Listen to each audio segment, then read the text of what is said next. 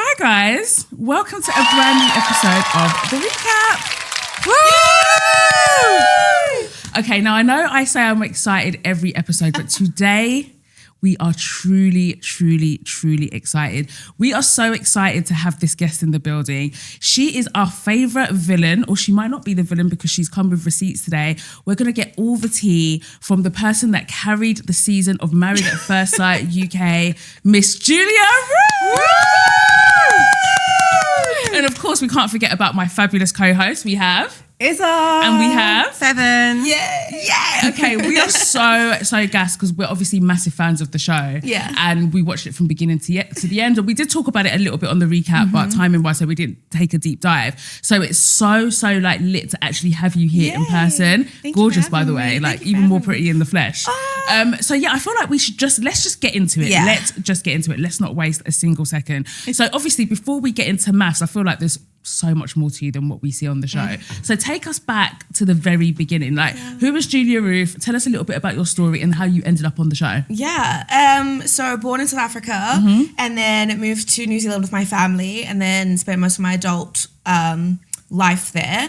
And then honestly, I just moved here on a whim. Like I'd never been to the UK before. And I moved in with one of my friends that I'd met on holiday in Spain. Yeah.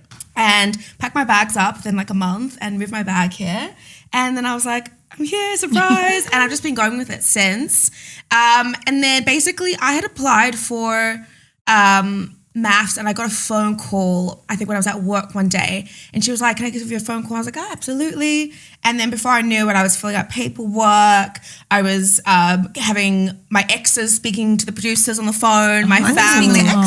It's really intense. Really? They want like some exes. Like I think they asked for like 2 or 3 exes. What if you don't have 2 exes? Yeah, babe. I was like, I have one you can talk to. One. So yeah, they like speak to your parents, your friends, like your colleagues, just like anyone in your like immediate family and that. And then before I knew it, I was with my suitcases and off I went to go marry to a stranger. No way. Wow. And you got Divarni, and I'm joking. Girl, we're gonna get into it. We'll get into him. So what was your dating history? Like, you know, have you like tell us about your exes? So like what they're kind of like? Yeah, like, just in general, like what was your relationship status? Like had you been in a long-term relationship? How long before you applied to go on the show? That sort of thing. When I had applied to be on the show, at the time I'd been single for about like a year. So my last relationship was about a year as well. And that was a little bit of a situationship. But a lot of my exes have been really like, I say creative in some sort, whether it be like graphic design or just music or whatever it may be. Yeah. But yeah, I kind of go for, I said to the producers, if you think about like Coca-Cola, like you get Coke Lemon, cherry, diet, like full sugar, like they all kind of look very similar. I thought it would be a great opportunity to like try something very different and just to put myself out there. And obviously it hadn't worked out for me. So I was like, why not go into maths and have this experience and learn something new. So yeah. Amazing. And so you apply to get on the show, you get on it. Like, okay, so I'm the kind of person, I don't know about you guys, I don't necessarily want to know about the mechanics of how the show works. Do you know what I mean? Yeah. I don't necessarily need that. I just want to know. So the wedding day, leading up to the wedding day, what is that all like? Like, how much say do you have in things like your dress, your hair, your makeup, like all of that stuff? Like that I want to know. Do they give you a budget as well? Yeah, so you do have quite a lot of say in what you want. Was it there? Not really. But basically, even before you are like confirmed to be on the like program, you fill out quite a lot of like, you go in for a day where they like measure your finger. Okay. You tell them like what colors you like, what flowers, if you want it to be really like full of greenery. So you fill out all those kind of details. And I really wanted a lot of like blue and white, and I wanted it to be like baby pastel, like kind of blue. Yeah. So yeah, basically you get there really early in the morning, like 5, 6 a.m. And then I got to call my parents, which was like amazing because they're back in New Zealand. And yeah, and then you're there with your best friends and all your family, and then you walk down the aisle like 6 hours later or so. Yeah. So it's a lot of like pent up energy and you're really, really nervous. Like you're freaking out all day. Like, I bet. what have I done? I bet. Yeah. So this is a question that I've always wanted to know. So, you know, like, obviously before you apply for the show, do they want to have any idea, apart from them speaking to your ex, do they want to have any idea of what your type is? Yeah, they have pictures. Okay. So you have to send through pictures. Oh, you have of to what your send, exes look like. really? So they know. Interesting. That's why people get really frustrated because, like, you do 6 months of interviewing, so then they speak to them. They know what they look like. They speak to your family about them, and then you show them like your situationships, your like actual exes, and like things like that. So they know what they look like. Yeah. So I'm assuming none of your exes resembled Divarni. Interesting. Okay. So now we get to the day of the wedding. You walk down the aisle and you see Divarni. Honest thoughts, because on the show it seemed like you were quite happy. It seemed like you know, you found him attractive and you were happy with the choice. So truly on the day, how did you feel when he turned around? Walking down the aisle, I already knew physically. I was like, okay, that's not what I like had asked for, or what I would usually go for. And my best friend, because I don't know if I'm allowed to say this, but you actually kind of walk down the aisle twice. Okay. So you walk down the aisle, you get your first impression, so you actually meet each other, but then they'll make you just do it again. And my best friend pulled me aside and was like, this is not what we spoke ordered. about. This isn't what we, And I was like, I can't do this right now. And I think it was mainly because the reason why I was excited is because I was full of nerves, but also I was like, I know he's not my type, and I knew that it's like TV in a sense, but I also was like, let's give it a chance, because maybe he might have the most banging personality ever, and we can at least start off with a friendship and then see if it goes somewhere. So I was like, what can you do now? We're here now. Like, let's just roll with it, because maybe something might actually like blossom out of it. So you just never know. So I was like, fuck it, let's just go. Yeah. And he obviously seems very happy with you. Obviously he would. Why wouldn't he be? He would do. So then you you say your vows, you have the ceremony, and then you're getting to know each other at the sort of high table at the wedding. Were there any red flags from the wedding day? Was there anything that sort of flagged up to you as like, this is not going to work? I think two things. One, that his family wasn't there, but then I wasn't really listening to that small voice because I didn't have my family there. So I was like, maybe it's a similar kind of situation. Or when he said he lived in Canada for a while, I was like, okay, so then maybe his family is there. So I wasn't really like paying much attention to it. And then I suppose as well, like his cousin and my best friend, they were kind of having a bit of an argument, kind of going off at each other. At the wedding? Yeah, a little bit. They were kind of like, I think, already like defending us, or like kind of like sussing each other, like out for each other. So they were kind of really both, like, as you can see at the in-laws week, quite strong characters. But yeah, I don't know. I suppose maybe just that, but like not really. It's quite early on, so... Because it did seem like he was like really happy, like this is great. Yeah. And I wonder, was it like alcohol? Yeah, 100%. And the only reason why I'm asking, because I have definitely been, as you know, in situations where we have. I've had a few cocktails and I know you're the one until the alcohol's out the system the next day. Yeah. I think it's like a mixture of like exhaustion, alcohol, and I've seen people walk down the aisle, and also like, I don't know, I think there was an Australian version where this guy was really vocal about what he was thinking and feeling, and I was like, I'm not going to do that. Like I'm going to keep it and just roll with it, because I'm very much, I'll roll with it. I'll figure it out, like try new things. Like I said, I was going to be open-minded, and that's why I wasn't really going in on anything. I was like, we're here. Like maybe he really is a great guy and we'll mesh. Like I think when we went and had our photos done together, and we actually got to talk to each other properly for the first time, we actually really got on really well, because we're speaking about like comics, and we were both a little bit like nerdy and dorky. And I think it was just nerves and nice to be able to talk to each other. And because we both were nervous. Like we just met each other. Yeah. So I was excited, and there was also a little bit of alcohol. So I was overwhelmed with so many things to juggle and deal with. I wasn't really like registering or trying to unpack anything. I was just like, we're here and we're saying vows and we're down the aisle. Do you know what I mean? I was just rolling with it. Yeah. So after how soon do you go on the honeymoon, and then how was that experience? Literally the next day. So you get married that day, and then that night you stay at the venue that you're at, and then you literally fly off the next day. So they really just leave you there with the stranger that you just married, and then the next day you got to board a plane with them. Yeah, the cameras that they were like, bye, okay, we'll see you in the morning. We were like, okay, bye. Oh my God. At what point though was you like, like the novelty wore out? I think in the morning, like on the way to the honeymoon, because my friends had left me, like, and it was now just like us and the camera crew, and I was like, shit, okay, now really need to get to know this person, like, let's just see how it is. And then I started to notice quite along, like, throughout the honeymoon is like the energies were very different constantly. And yeah, we just couldn't quite, like, I couldn't get him to be like, I don't know, fun and spontaneous, and out of it he would always want to have like really deep talks, and I was like, that's good, but I've just met you, like I feel like if you go on a first date with someone, I don't come in with all of my you don't traumatize past him.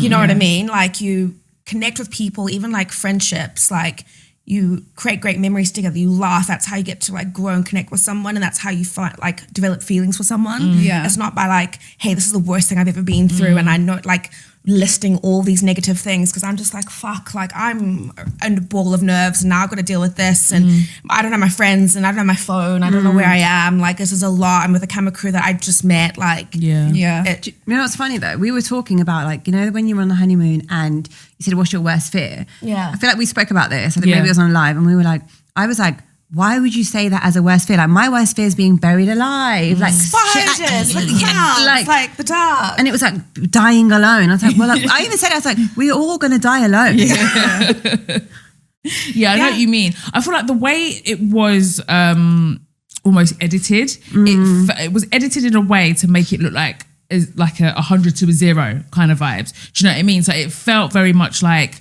I don't know, because when I heard that question, I guess you can interpret it in many ways. Different ways. But now that you're explaining it, it does make sense. And also with Divarni, he strikes me as the kind of person that, because it was marriage, he automatically, like, some people just kind of they partner marriage with just like being serious. Do you know what I mean? So I think he felt like he had to be like this serious, straight-laced person. Go deep. Yeah, like go deep, and that's how you build a connection. When actually what you're saying is very true. Like, both things are true. Like, yeah, we need a bit of that, but also let's have some fun. Like, I want to know that I vibe with you first and foremost before we get to the deep stuff. But obviously, editing was a bit of a bitch in that sense, because it did look like it was like, you know, 1 minute you were really happy, and then the next minute it just fell flat. It did feel like such a 1 minute to the next, because watching it back, like, I refreshed, and it seemed like you were just super happy at the wedding, like, oh yeah. And then before the flight, like, waking up, like, I'm seeing like Divarni like kissing your shoulder. And your face just looked like, what the fuck? Did I just sign up? Why am I here? And for me, it felt like that was actually the breaking point before even the honeymoon. Yeah, I wouldn't say, because I didn't really know how he felt, but like, when I woke up that morning, I think, there was a little bit of realization of, okay, now you're really married, and now everything's been stripped back, and now it's just the two of us. But I still was like, let's just get to know each other. But I could really tell he was like 10 steps ahead of me the whole time. So where did you guys go on your honeymoon again? Morocco. Okay. I thought so. I just remember camels. Yeah. So I remember that's where that question about the fear thing came up. Okay, so cool. So when you guys, so you returned from so how was the rest of the honeymoon experience? Like, just there was a lot of fun stuff. I mean, we went during Ramadan, so there was no alcohol. It was like just juice. So I think it would have helped if we had just a little something. Well, this was a while ago then. But the rest of the honeymoon was great. Like, we went like belly dancing. They didn't show that. Like, we had a lot of fun. What else did we do? We went to like these markets, and we both got each other little like gifts. Okay. And then like revealed them to each other. So I got him, because he was really excited about like camels when we found out we were going to Morocco. And he loves wooden sculpture. So I got him like these wooden little camels, and he got me like a little genie lamp as well, because it was really gorgeous. So yeah, it was 50-50. It was up and down, but I think the honeymoon for me is when I realized that, like, we're definitely different energies. Like, I don't know.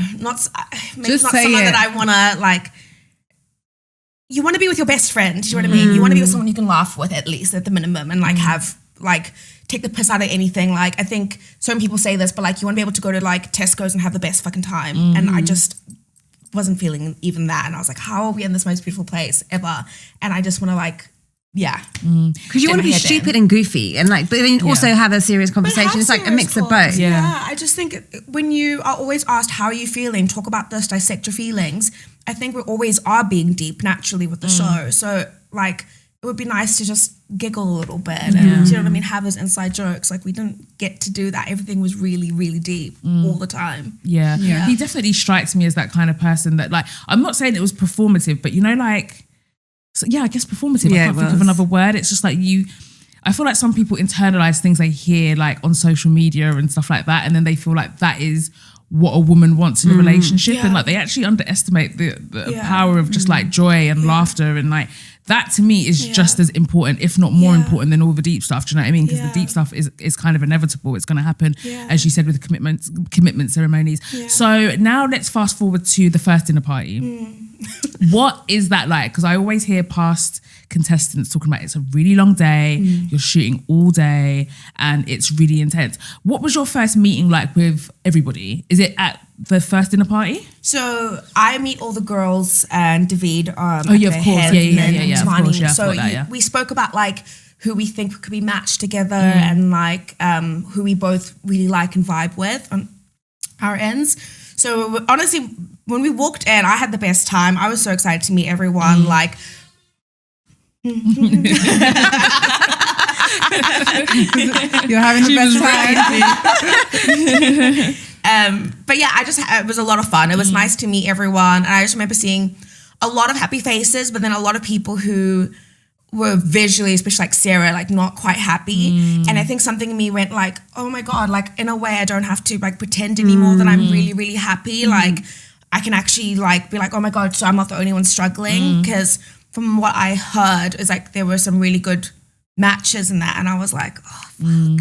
But Sarah, but the thing is, before you went into that first dinner party, I feel like, I mean, this was a while ago. I feel like you guys had like an argument and Divarni was like, let's pretend everything's all good when we go in there. Was that first one? Yeah, I think it was more so just like, let's go in as a united front because I think we'd just come off of like our final date at the honeymoon.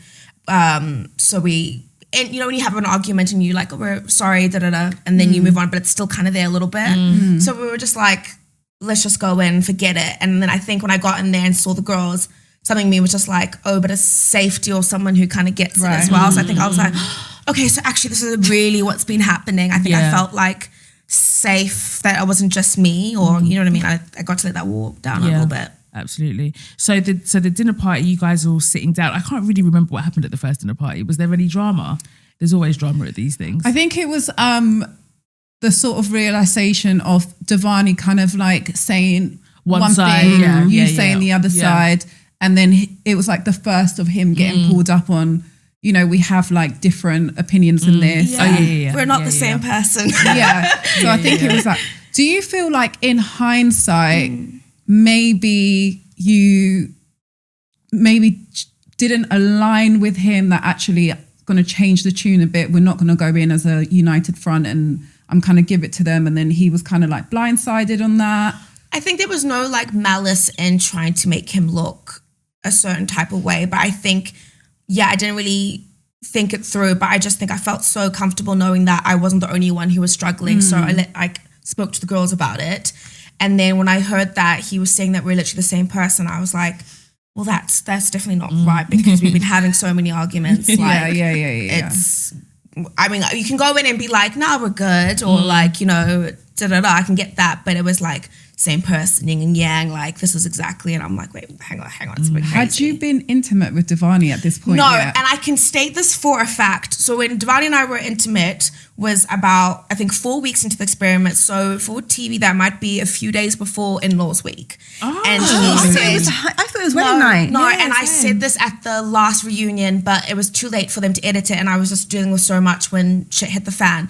So, and he can admit this and he'll attest to this, it's not true. We didn't have sex day 2, and I got away with the edit and I couldn't fix it. I couldn't say anything and they edited it out. And I can, on my mother's life and on my hand on my heart, say that we did not have sex on like day 2 and straight from the beginning, because even on the honeymoons, we slept in separate rooms, and then sometimes I'd go to sleep in the same room as him. So I think if we were there for like 5 nights, 3 of those I was staying in my own room. but no intimacy. There was no foreplay. There was nothing. Not even like a little nipple. No nipple. No nothing. No pinch. No squeeze. Right, not 2 fingers. Nothing. Okay. Nothing. Because I thought, the way it was edited. and I generally thought, you know what, you slept on wedding night. No. It wasn't hitting, and that's why when he's kissing on your shoulder, you're thinking, no, because we hadn't even broken that boundary yet. So when he was doing that, I was like, I can honestly tell you from the bottom of my heart, and I said it at the reunion in front of everyone, it is the truth, and he admitted to it at the reunion that we did not sleep together on day 2 or week 2 of being together. It was way later than that. Week 4. What's week 4 again? The only time I can actually like kind of pinpoint it, it would be like a week or so, a little bit before like in-laws week. I'm not sure like TV episode wise what they would look like or in real life, but it was just a bit before then. Interesting. Was this before the spa day? Yeah, of course, because when the spa day came out, then what was the spa day again? The day where Divarni was with like... Oh, yeah, of course, when the groups are all separate, together. yeah. Interesting. Okay, so now that we've clarified that, because literally, honestly, the power of editing, and I know it is kind of like lame sometimes, but it did, that was the narrative that was kind of painted. Do you know what I mean? So I feel like that's probably why... you know, you got so much heat because everyone was just like, okay. Oh, it's from day 2 and it wasn't. And it actually wasn't. But I think because shit hit the fan, that when I was starting to like speak up about it, it was almost too late. Everyone was like, no, I don't really believe you. Yeah. But Divarni and I both said it at the reunion, and I think it's just too late to edit it because... yeah, the story's kind of happened. It's out already, it's done, so they left it. But he admitted it too on the couch. He was like, it was kind of a lot later because Paul asked again, and Divarni was like, I think it was like 4 weeks into it or a lot later, which, Interesting. Yeah. What point even got to that bit? Because if we go through like week by week, it does seem that there is no attraction there. It's almost like you've got the ick. Nothing he says or does is just really landing. Yeah. What flipped it to the point where it's like, okay, now we can be intimate? So after the honeymoon, you move into the apartments together. And Divarni and I have always shared, like, from after the honeymoons, we always shared a bed because obviously you're staying in the apartments and that together. So if we had an argument and I would need space, then I might go sleep in a separate apartment and then come back. But we always shared a bed. So we always cuddled, we kissed. So I think when you spend that much time with someone and you're naturally next to them, it kind of just happens. Do you know what I mean? Like first couple nights or whatever, or weeks or whatever, like you're just like, you know, they're there, you cuddle, you have a kiss, whatever. But I think after a while, when you spend that time with someone, like it's late at night, and like just, you know what I mean? It can happen. Do you know what I mean? Like Divarni and I are very different, and there are some things that I just like grates me, but at the same time, I did like feel really bad. I did miss him when I wasn't with him. And I did, you know what I mean? I did care for him. So there was like a level of care. But I just think I was trying so hard to be like, this is my person, but it wasn't my person. Do you know what I mean? I think I was holding on so like tightly, but like I knew, but I just was like, no, it's got to be because we did this for so long. I spoke to so many people that like they must be right about something. I've got to search for it. I've got to figure it out. So yeah, that's what I was going to say. Because do you think that sometimes, because I think people get like, people get kind of attacked for staying in the process longer. And when you're watching it from the outside, it feels like, well, if you don't like them, just leave. But when you're in it, is there pressure because you want to, you don't want to prove anyone wrong, but do you feel like you owe it to yourself because you've put yourself in this process and you do want to try something different? And if in the past what you've been doing hasn't worked and blah, blah, blah, is there that pressure to be like, no, I actually want to step outside of myself and try something new? Yeah, I think it's that. And also it's like comparison. So, other couples have tough weeks and then they seem to pull through and you're like, well, they really worked at it. So if we try, we can as well. And then you get to the commitment ceremony couches and then you have the experts telling you like, this is what you can do better, or like, we can see it, like we believe in you guys. And then you're like, well, then I need to believe in us as well. So I think when, in real life, when something doesn't work, you have your friends, you can go to work, you can disappear, you can have that reality check. But when you're in that environment, when you go talk to your friends, they in the same experience as you, they're going through the same things as you. So they're like, you can make it work, da da da da. So anyone you speak to, they're all like, you can like make this work. Like there's so many things. Like what do you mean? So you're like, yeah. After a while you go, it must be me because it hasn't worked out. So why am I fighting this? Had you and Divarni made a pact of like, let's just keep rolling? Pact. I know, it's your vows. It's your vows. Or like, do you know what? Like, it's not giving, but let's just keep. So what happened was about like the intimacy, just continuing with the staying show, in the process. Like, was there any like off-camera agreements, pacts, whatever we want to? So in terms of staying, there was no agreement to be like, let's stay for longer. Like, we genuinely were trying to make it work. Like, Divarni definitely did try to make the relationship work. Right. I definitely tried to make the relationship work. Like, there's not enough camera time to show all the things and all the good things that were done as well. But in terms of the like intimacy, like I remember being a bit with Divarni and I was like, I don't quite think that like emotionally by being intimate with you, it's gotten me any like closer. Do you know what I mean? I don't think I'm like, oh my God, like that was, you know what I mean? Was that after the first time? Yeah. Okay. And then we both laid in bed and then he was like, well, like if that's how you feel, he was like, I've had a relationship before where like something similar like this has happened. He's like, well, then we should put the brakes on it. Cause he's like, I don't want to keep then growing feelings for you. And if you don't feel like you're quite matching me, then let's stop. So it was very mutual because I was like, I agree with you. Like we probably then shouldn't because I'm not quite getting further and I don't want you to feel like this. So we both put a stop on it. And then we had check-ins with each other along the way where we were like, do we talk about it today at the like commitment ceremony or whatever's going on? And it was both like, no, not quite ready yet. So it wasn't about like me being like, Divarni, don't you fucking say a word. Otherwise beat you to you know what I mean? It was never like that. And I keep saying to people as well, if you look at how Divarni talks or like argues with me when it's just me and him on camera, very vocal, very strong. I've said this. His energy towards you one-on-one is a lot different when he's with the group. He kind of victimizes himself in front of the group and he's more softly spoken, but then we're not getting the version of him that we see with you. But so I just want to go back to something you said, that in terms of staying in the process, did Sarah kind of like calling it quits or all the experts saying you got to go, kind of not affirm you in the sense of how you're feeling with Divarni not being happy? Did you not feel a bit like... I think the only difference is that Sarah was never intimate with Dean. They didn't physically try anything. They weren't even kissing. Whereas Divarni and I were literally cuddling in bed. We were kissing. We were intimate. So I think it was more about like navigating that rather, whereas there was nothing going on between them at all. I don't even think they had nothing, child. Yeah, there was nothing there like at all.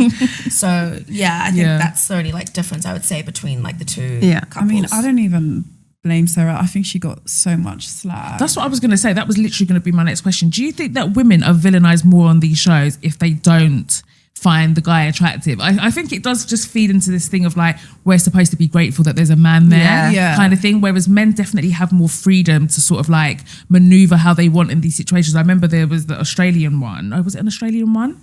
Was her name? I can't remember. The redhead lady. No, Polly.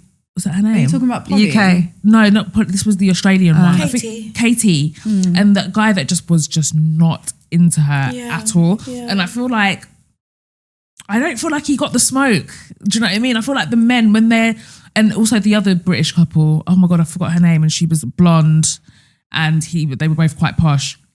Anyway, he wasn't really feeling her either. And I just feel like the men just don't really get the energy that women get when they don't find the partner attractive or when they're getting the ick or whatever. And it's just kind of this thing of like, make it work. Like you've been, your type isn't working out for you. And I'm the kind of person that like, I think attraction is very important in a relationship. Yeah, it really is. I get the concept of like, give people a chance or whatever. You just might not necessarily, your worlds might not collide. And I think that's more why I would do something like Love is Blind or Married, more so because I wouldn't meet this person. Not because I don't want to be attracted to you, honey, because I still want to fancy you. Like I feel like it's something that's kind of stripped of women. And so I feel like Sarah did kind of get a hard time. But I think with Sarah, I don't know. I don't know. I still have thoughts about that situation. I think once Sarah kind of like got told that first time of being like disrespectful. I think she just tried to like flip the narrative on herself and like force herself to look like she's trying. So I think she was trying to redeem herself. Yeah, redeem himself. I think she was probably thinking about the edits, how it's going to come across. But she has to though, because as a woman, you 100% get like more hate than the men do. Because even the older woman, forgotten her name, Anita, when she didn't want to talk to the guy at the reunion, if you saw the tweets that were like, why wouldn't she want to talk to him? Why would she talk to him? She was very triggered, wasn't she? It's like, why would she needed to heal, man, before getting that show. I'm so sorry to say. Like, the way it was just like, I thought it was just a bit too much, my opinion. I thought she was quite intense. She was so intense. But guys, remember when like she genuinely was trying and she's asking him questions and he's like, well, what is love? And it's like, well, why have you come here to waste this woman's time? Like, I kind of get where she was coming from. That was not a good pairing. At all. No, that was not a good pairing. She came in, she was standing on business. She was ready. Like she was actually trying to, and then they found someone that was kind of just like a bit like fleeting about the whole thing. So that is not a good partnership. So yes, she was intense, but she probably needed someone that was equally as intense as her, not someone that's just a bit shit together. At that age as well. She's a woman that knows what she wants, and there's nothing wrong with it. But to partner her with someone that clearly doesn't know what he wants, someone that's a bit away with the fairies, makes no sense. So I just think that in juxtaposition, it made her look more intense. Do you know what I mean? Because next to him, he was just so like blasé about the whole thing. Okay, so let's talk about, I want to get into the tea about the other people. Like, who did you genuinely get on with? And how do you guys interact? Like, you're all in the same building. Yeah. And so you're literally living with the stranger every day. Like, do you go about your business and come home and have a key and do all of that? Yeah. Okay. So honestly, like hens do, I like hit it off like straight off the bat with David. Like we were filming and then we were done and then I was sitting on his lap and we were cuddling and we were like, this is us, this is it. Like, so David, 110%, we were just like thick as thieves. But I got on with everyone really, really well. And then how it works is you live in like the apartments and then they keep asking you like who you vibe with and that's so they can get a sense of like who you're probably going to spend a lot of time with. So we were on the top floor, so it was Sarah and Dean, and that's because Divarni got on with Dean. And then it was Kia and David next to us, and that's because I had Kia. And then there was Nelly and Stephen at the like very corner. So we were all on the same like floor, and then below us it was like Leah, and then it kind of like moves on like that. So it's like 3 floors.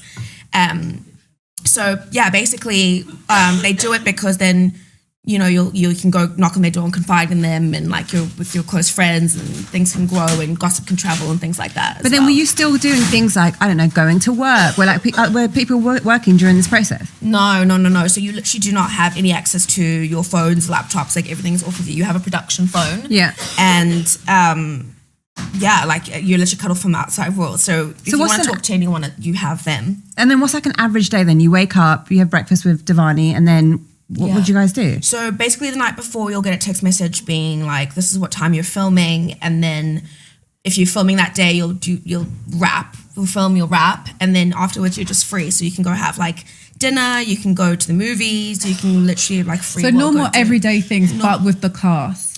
You can, by yourself. You can go by yourself. You can go with your partner. You can go with your friend if they're not filming. So like, for instance, if Divarni and I are doing like, let's say like Love Hate Week and we finish at like 3 p.m. and then like we're done until the next dinner party, which is maybe let's say the next day. And David happens to be done filming his zoo or something, being at the zoo, then we can just go out and go have lunch together or go have dinner together. So there's a lot of time off camera then. Yeah, okay. I was surprised about how much downtime there was. Like I could have packed a book with and so many things. So outside of Divarni, David, Kia, like who did you click with? Any of the girls? Like did you have like, you know, your girlies? Who were your girlies? Yeah. So my girlies were Leah, Lee. I got close to Nelly as well. We'd go get our nails and that done. But I say like Leah and Lee. We spent like a lot of time with them. But I was friends with all the girls. Like I think everyone was so vexed at me, like not telling what was going on because I was like this with everyone. That's the problem. It's like the girls would come to me and be like, what do I do? I need advice, ask for advice. Like I was really like in everyone's apartments, everyone was in our apartments. Like, that's kind of.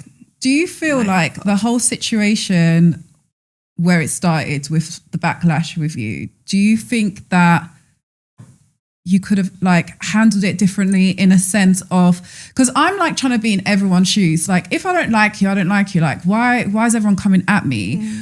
But then at the same time, if you're having these conversations with Divarni, I have to keep remembering his name. You're having these conversations with Divarni and it seemed that it was like he was a bit, even on, because you said you your first were intimate before family week? Yeah, like around about there. When because even on family week, when your friends came and then kind of like asked the, you know, have you been? I told them. Your face was already. Do you know what I mean? Like you kind of already like implied on camera, like, oh, it wasn't it for me, kind of vibe. Yeah. So.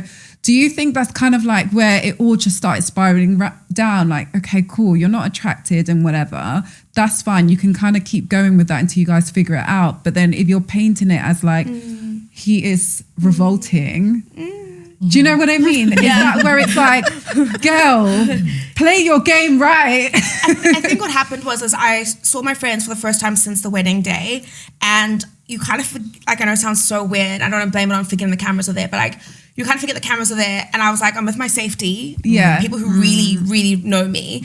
And like, if I tried to lie to them, they'd be like, bitch, what are you, like, we can clock you. Like, they know me. Right. So I think I was just like, okay, they know me. They know what I'm like. They know that sex is a really big thing for me. So I was like, it's not quite giving. Like, they know when I come home and I'm like, bitch, that was crazy. Like, they know. So I think I was telling them, and they could read it, and they were like, the energy's not the same. Like, you don't see yourself and things like that. So maybe I drove it home a little too hard. I do like apologize for like a lot of the things that, you know, like I did. And I think I went a little bit like lost myself in the process at times and went a little bit crazy. But yeah, I definitely like, I don't know, I was honest with my friends. I told them, it wasn't all shown on camera, but I told them, I was like. Because my thing was like, I get the agreement of not coming forward with it. Yeah. Because I know that Grace and Ashley had their similar, like, let's talk about it when we're ready. Yeah. So it's like, I get the agreement.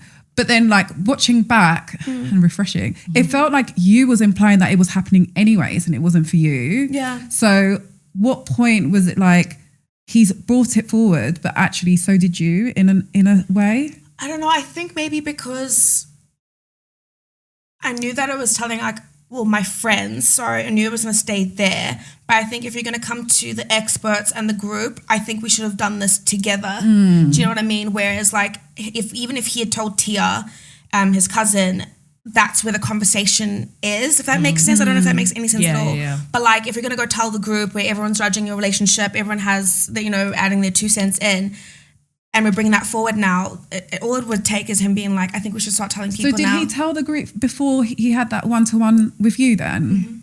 Okay. And this is the thing though, from your conversation with your friends, I took it as I'm using my sex toys because you're not having sex with him. That's how I took it. And I think I even said in the group chat, I was like, I feel like you're even within every right for you not to say, like, to be pissed at him for bringing it to the group. Yeah.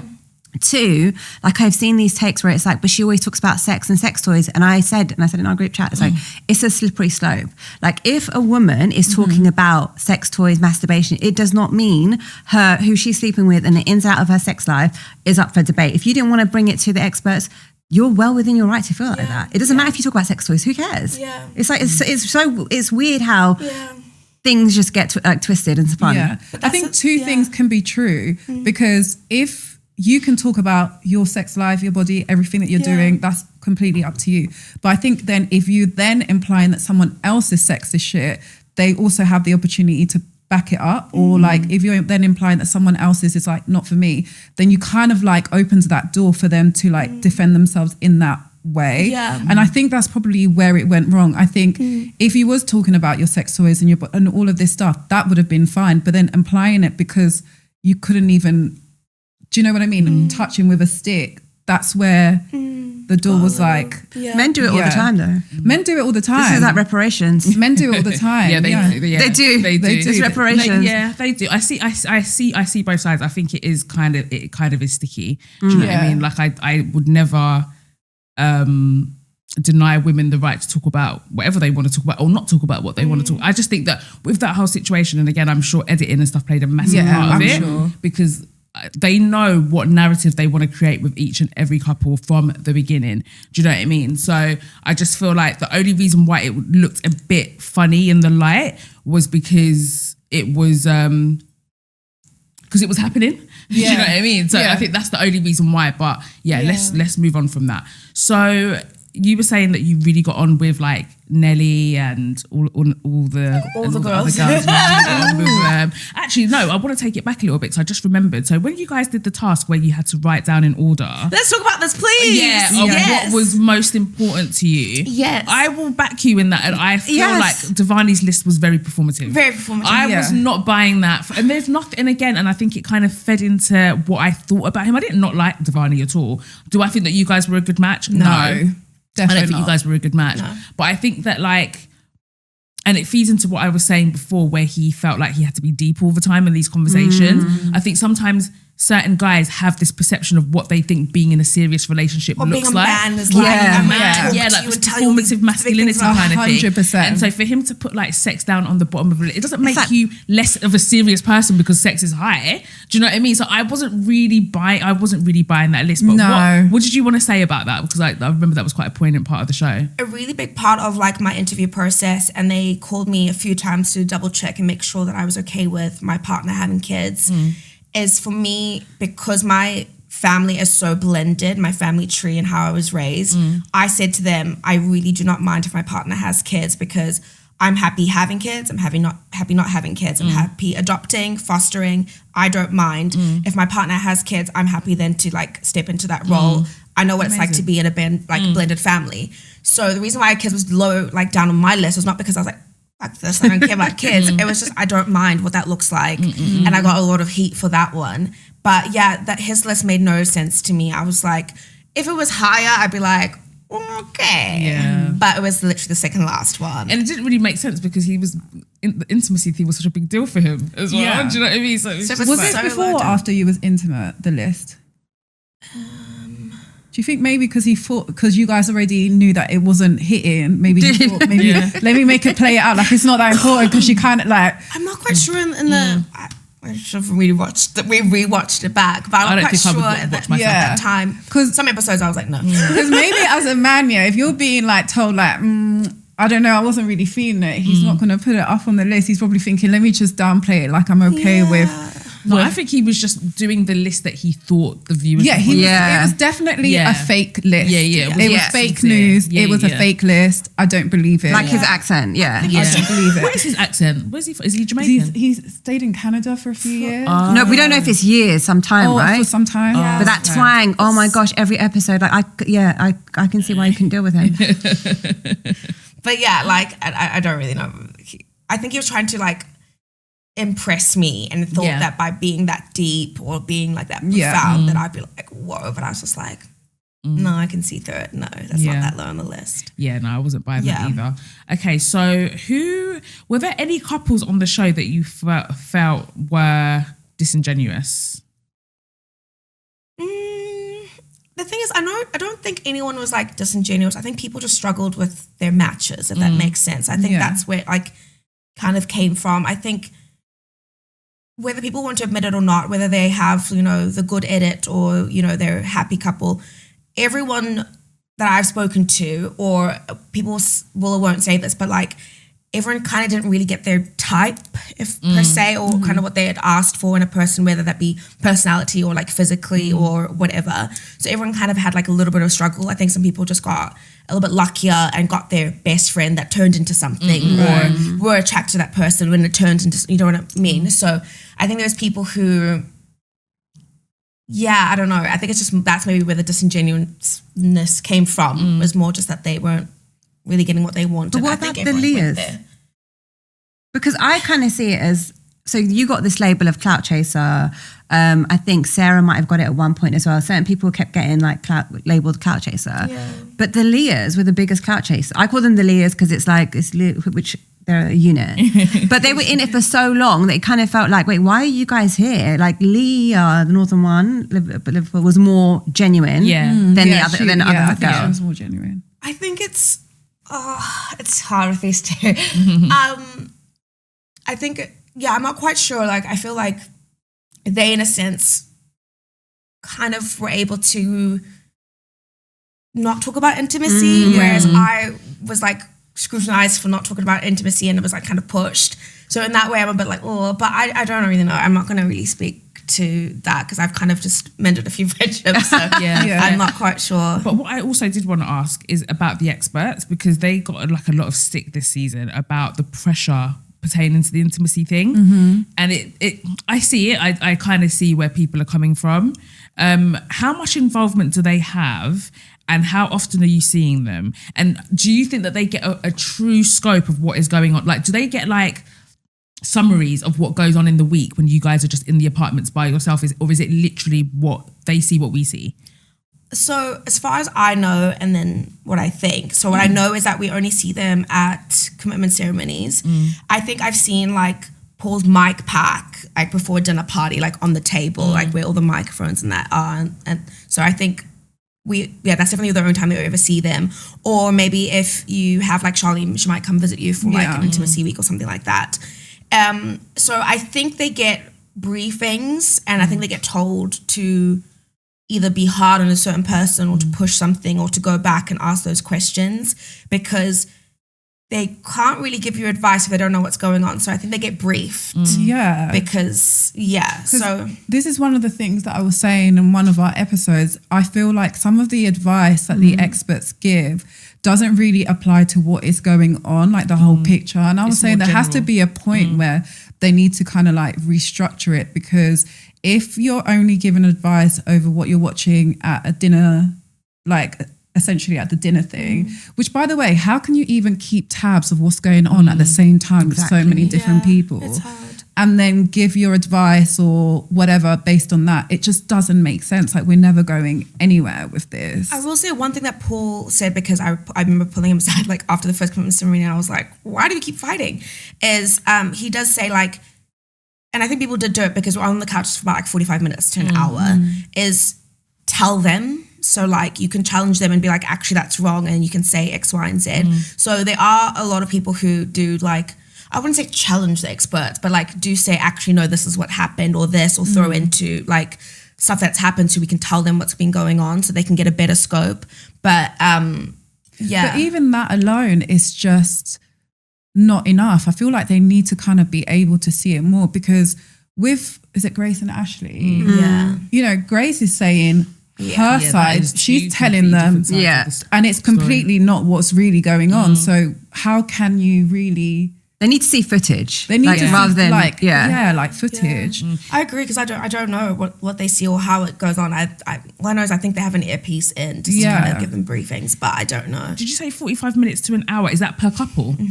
Jesus. Yeah, I heard, days are long. And then it gets condensed down to like 5 minutes per couple or something. That's why people are like, wait, hang on, there's more to say, is because there's so much that goes on and they have to like slice it down. So literally when the intruders or the New York couples came in, we were like, no.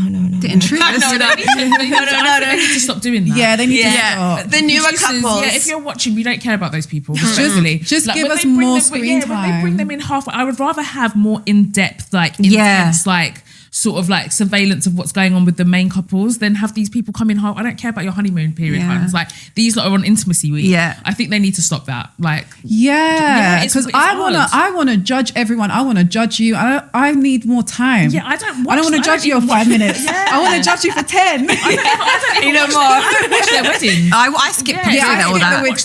Once they start coming to the dinner parties and stuff, then start watching it. Do you know what I mean? I don't watch their weddings. I don't care. I only care about the main people that come in on the first sort of few days. So that's just a little tip, and no one asked for it, but I'm giving it to you. Yeah, because they're your babies. You get invested. You're I'd rather you guys had all the energy. There's too many couples already. I'm just like, what do you mean there's 10 new weddings? Like, I don't care about these people. Okay, I just want to talk about Grace and Ashley a little bit. Okay. What was your relationship with like with both of them first and foremost? Because they are getting a lot of like attention as well, like not so good attention. Like there's been some more stuff that's come out lately. And what did you witness as someone that was there firsthand? It's hard because I was close with Grace. I like Grace. I like Grace. I love Grace. And the sad thing is that Grace has like the most amazing sense of humor. She can literally make you laugh because she's like quirky and a bit awkward.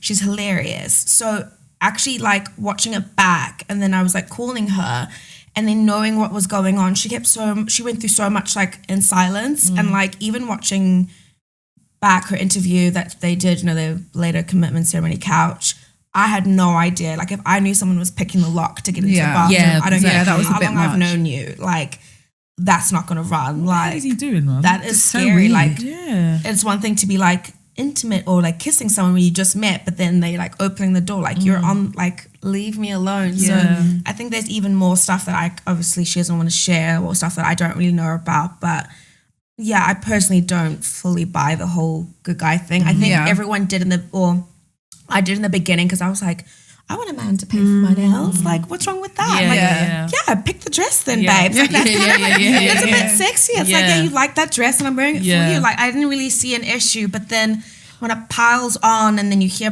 more about what's going on, then it's like, okay, maybe it's a bit weird here now. Like, you know, not quite sure. But yeah, actually, I didn't really spend much time with him. And what I did at first in the beginning, he was really lovely and fine and really funny. So I don't really know. I can't really comment. We don't talk now, so I have no idea. Yeah, he definitely got like I would say a good edit, because the way for sure. Yeah, he got a good edit. The way it was framed, it was framed to make Grace look like she was a bit naggy and just always going on, and it's just like this person can't even do something nice for you without complaining. But then like I said, I really like Grace. Like I just liked her personality. I thought she seemed cool. I just thought maybe the show wasn't for her. Yeah. So I just feel like if you're very specific about, because let's be honest, finding a progressive man, it's like a needle in the haystack. Like you're not gonna find progressive to that extent unless you want to be with a gay man. Like that's quite literally the only option. So I just felt like maybe the show wasn't for her, and that she needs to go out and seek someone so that she can kind of vet them for herself. But I guess like I also think that was her polar opposite, right? So polar like, opposite. It stands out more because they have such then different views. Yeah. So, Yeah, exactly. Whereas Just if she makes was just better put TV. with a normal dude, it probably wouldn't have been that big of a deal. I don't think her friends would have been challenging him at the wedding, being like, "Oh, you're a feminist." I just think it was just they have very different views, so it stands out. Yeah. Makes Were sense there to any me. couples that you were like, I can bet these are not going to work, and any couples that you're shocked that how did we get here? I really thought you guys were. Yeah, Beck and Bailey were like the golden couple. Like everyone would sit on the couch and be like, "I want that. That needs to work." Bailey? Beck and Bailey. Or they wanted their relationship. Wanted their relationship. You know, when they like obviously a lot of stuff has come out now, but like. That they were the golden couple. That's what people wanted. And then Abigail and John joined. Obviously, then people were like, "That's what it is as well." So the fact that Rebecca and Bailey are not together now, I think everyone was like, "What the fuck? Yeah. Do we do that?" That's a bit all that. I thought that they wasn't going to make it. I didn't think they were going to make it. I didn't think they were also, gonna make it. I was surprised by the turnaround. I was surprised I didn't think in the beginning, because they seemed like polar opposites in the beginning. And I thought that, honestly, I thought she was going to be a bit of an ice queen, and I thought that he was going to be a bit of like a goofball. And then when they, you know, they connected and they seemed to be getting on really well, I was really surprised. And then I feel like they both kind of made each other look good. Do you know what I mean? I feel like he brought out a softer side in her. Yeah. And I feel like he did the same. She did the same for him. Yeah. Can I say I'm surprised? No. I don't think I'm. I would have married Rebecca. Like, look at her house. Like, but on Bailey, like, this is the thing, and why he pissed me off, because he had a lot of energy for you. Yeah. However, he didn't have that same energy for Stephen. He didn't have the same energy for Joe. It's like there's something was off with Bailey in the way that he would speak to you, that I kind of clocked every time something would go down at the dinner table. I was like, something's not right. I had my last dinner party at the couples retreat was fighting with Bailey, Ashley, Nelly, because obviously how they position you is very telling of what's happened that week. But I was surprised that no one was like, you can't talk to women like that, like pipe down. If anything, I'll handle it because you shouldn't be, or, you know, the men were kind of like going out and no one was really cutting that off. So I was definitely surprised at that. And also, it was just, Oh, Davide and Kia, they're not together anymore. Did you see that coming? At the reunion, I did sense the energies between them was like a little bit different, a bit off, but I thought they were gonna at least work out a lot longer, or like I thought there would be some like potential, some hope for it. Yeah. But at the reunion, they were like they were still close, but I think it was a little bit different energy. But now hearing that what's happened. Wild. Do you feel vindicated? Because I feel like Kia was doing a lot at that dinner party when he stormed out talking about, I came here for my husband, I found my husband. I'm on 6 figures. Yeah, doing all of that. He had a lot of, come to find out he was, because at least with your stuff, it was after you'd broken up. Like you had, you and Divarni were no longer, you'd left the process at that point.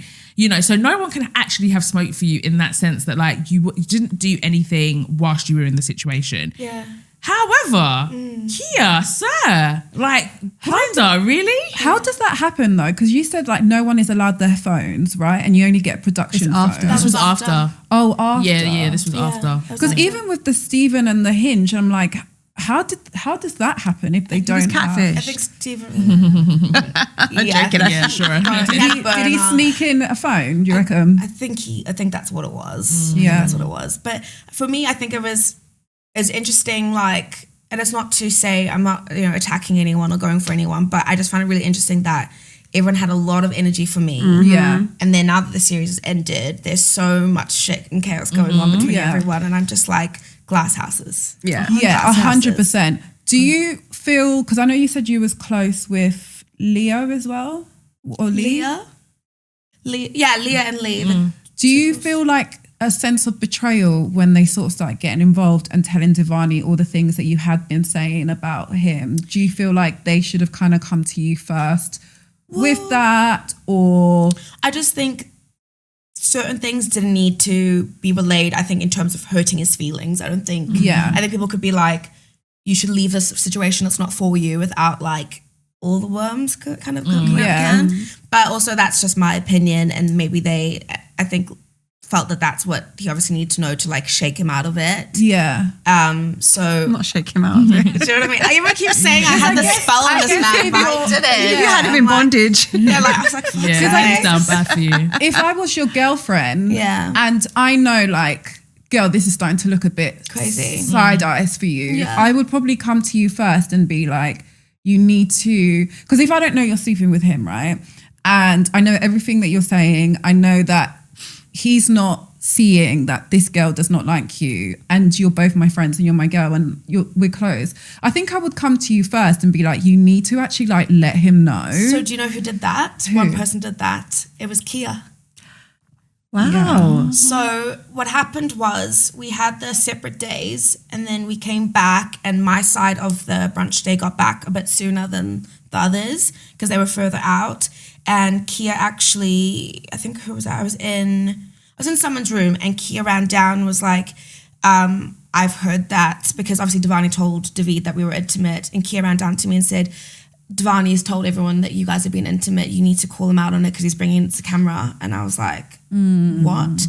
And then Kia went up, and that's obviously when David found out and that. So basically when there's that scene of Divarni coming home and sitting down, I already kind of knew. Right. But I was sat there and I was like, if he's like, let me see if he's going to bring it to camera or if he's going to like teeter around it, because that whole scenario was actually for us just to have a debrief about the day. No one was going to bring to camera that we were intimate or anything like that. No one pushed him for it.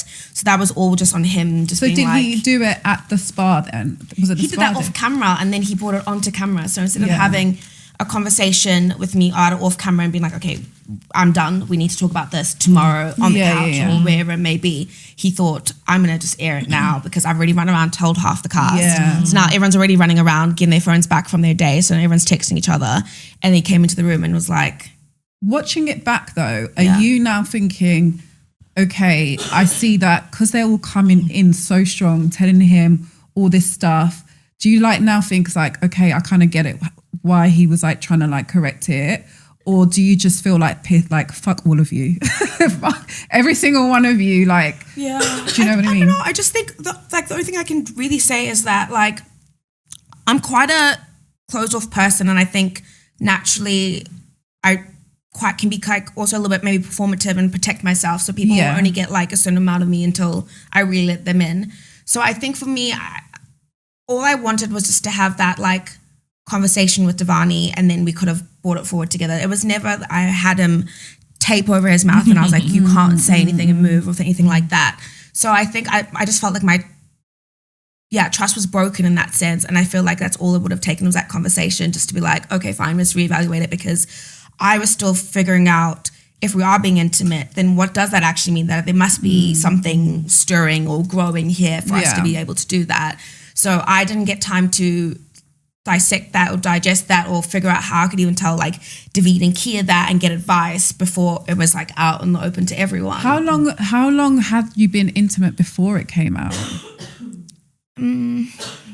Sorry, guys. I think if it was like in-laws week and it was a little bit before then, and then what was after that? Maybe brunch day was after that. Maybe there might have been one more week before that. So I'm not quite sure. Maybe I'd have to check the timelines, but yeah, maybe a few weeks. I'm not quite sure in the grand scheme of things, but yeah, I think some time, but yeah. So in essence, you probably just needed some, like it was actually fairly quick between the time that you were intimate and he let it out the bag. Maybe like a few weeks. Yeah. I don't want to say because I'm going to be like, But yeah, there was some time. So I think I could have just maybe said it, but I think I'm just so quite closed off. I was trying to deal with it myself. I should have just I really think that your friends should have come up to you and kind of had the conversation with you first, like saying like, you're looking crazy, because I can only imagine like filming is just so intense for everybody, everyone's business being out there. And I can only imagine that if like me and you are, you know, we're going to ride together behind the, you know, this is how we're going to do it. And then you're telling people that, you know, the pum-pum might not be great. Brother, you'd be munching on, do you know what I mean? Like as a woman, like what's she talking about? He's, so I'm wondering if that's what's happened. But I think that your friends should have come to you before putting the pressure on him and then push him in a corner to be like, fuck it. Like, but I think with everything that was going on and seeing Sarah and Dean being pushed out, and the last talk that we had on the couch was about like, at this stage, you guys should be like intimate with people, and everyone felt the pressure of like, well, if you're not, then you're going to be pushed out like Sarah and Dean. Yeah. So I think when people found out that we were intimate, they were like, well, then that makes us then a weaker couple, you know, whoever it might have been, or you know what I mean? So I think it was like, also just if that's not drama on me and it's drama on someone else, it's just like, you know what I mean? It's a bit better that it's happening there and it's not here. So let's focus on this. Yeah. I think people were hiding behind all of that as well and just focusing a lot on this, but everyone had shit going on in their relationship. I think it's just easier just to be like deflect, like, well, not deflect, but like just it's, oh, the fire's there. Don't look the fire here. Fire's there. Do you know what I mean? How do you feel now? Like watching it back, I guess it's been a while. How do you like, where do you stand with the situation? Because I know that as the episodes have been coming out, you know, you're posting, you know, 1 week, I think you were posting about, obviously, it's your decisions, your body, consent, blah, blah, blah. And then a following post would be like, you know what, actually kind of fucked up. I do apologize. I'm only human. Like where do you actually stand? Because even I think you have to like post per episode so you can't spoil anything. So I think for me, or a lot of us, it's hard to like just say sorry because you're going to keep saying sorry, if that makes sense. And you can't really reveal anything. So you're talking about that episode and where you're at in that time. So like if you look at all the like posts and stuff, obviously it's going to like change throughout. But when that episode was out, that's what's relevant for that time and you can't spoil anything. So you talk about like what's happening at that time. Wait, sorry, can I go back to David? So he was your friend, right? Did he know you were intimate with Divarni? Divarni told David at that brunch day that. But you had never had that conversation with him. Cool. And then the Leahs, I know you're friends with them, but I feel like the whole intimacy thing, they were so, Leah especially was so involved in your intimacy. Because there were situations where she was like, oh, we couldn't do it this week because we got our period or whatever it was. Then the next week it was, we had a bath, but we didn't go there. And it felt like they were deflecting and concentrating on your relationship to kind of stay longer to stay in the process a bit more. So I would just say that like, I did question how, because I don't know. They got away. They got away. They got a lot of heat for or like being pushed because they definitely last a few days and then you can. But I wanna cheekily kind of like sway off a bit because I've been sitting here very interested and very intrigued. Where did this Steven thing come from? Like I want to just like tap in because from early you was the one that was a little bit anti-Steven. Yeah, because you had that thing at one of the dinner parties. What did he lie about that time? Because he's been lying about shit. Sleeping with Z. Oh yeah, which he obviously said. See, I remember everything, child. He obviously said it. Yes. Because you was like really, that point was like, yes, like girl, you're putting him in his place. You're bringing off camera stuff on camera. You seemed a bit fuck that guy, Nelly, keep an eye on him. So talk me through the Steven attraction. There's just the Steven journey. Talk us through the Steven journey. It's so annoying because every time we had a conversation with the group about it, like even the brunch spa day, we were all talking about it. And I think I went out to dinner with like a few of them as well. And everyone was talking about who you'd have for partner swap week, or who you'd like be better matched with, or who you might like vibe with a lot more. I even had those conversations with Divarni. We were both talking about it to each other. He was like, yeah, I think maybe this person or that person. I was like, yeah, I could see you with that person, da-da-da. So I think it's just because that on top of, at least at first, that on top of the whole intimacy coming out was let's just throw everything in here. But like, I looked at people on the couch and they were like hiding their like eyesight and eyeline from me, because I was like, but you were there, you were, well. You said who you'd also be with. So why are you just letting me get away with it? Like take the fall for it. So I was really pissed at that, because those were conversations I was having with people, and it's a two-way street. I wasn't just standing in an empty room saying things out loud and people happen to walk past and then just go, did you just say that? Like I'm having conversations with people. So in that sense, I was a bit annoyed that I wasn't backed in terms of like, okay, well, she fucked up. We get that. But also we were all having a conversation. So let's not all just keep saying that she's like hunting down Steven. Yeah. And then I think it got to the point where when I felt like I was just being the villain, I was just like, well, then fuck it. Fine. I'll be your villain then. Yeah. Because I feel like other people, didn't someone else say it? Because didn't Rebecca and Bailey have a whole thing about that exact same conversation? So I felt like that was when, people were piling on at that point. Yeah. Because you already had this whole thing with the intimacy thing or whatever. Yeah. And then the Steven thing came out. So it just felt like, I think it was an opportunity for people to deflect. Like I really believe that, like if all the energy is on one person, then people are maybe not going to focus on, our relationships and how they're lacking, because there wasn't, and I think again, it goes down to who, the narrative that they want to create about each couple. If Rebecca and Bailey are being framed as the golden couple, then we're going to skirt over the fact that she said that Joe is her type. Because not only did she say she would pick Joe, she said Joe is her type. She said that Bailey's not her type.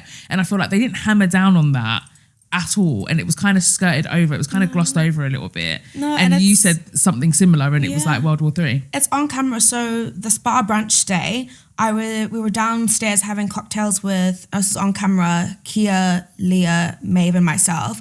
And we stood at the bar and they asked us, they were like, who would you guys want for partner swap week? We all went around on camera and even said like... Who did they say? I'm pretty sure it's new, like everyone knows, but Kia said John, Leah said Reese or Leisha, and then I can't remember who Maeve said, might have been Ashley, and then I said Steven. So that was conversations that we had there.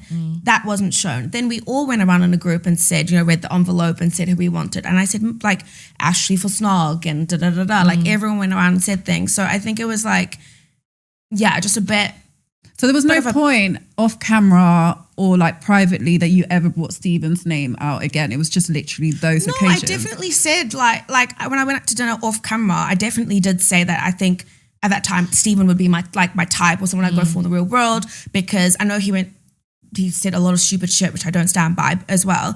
But like he also does have a great sense of humor, and like he always would check in and be like, Divarni, you okay? Are you guys okay? Da da da da. Like he does have that caring side. So I definitely did say Steven. Did you build a little attraction while he was being caring? Yeah, I think so.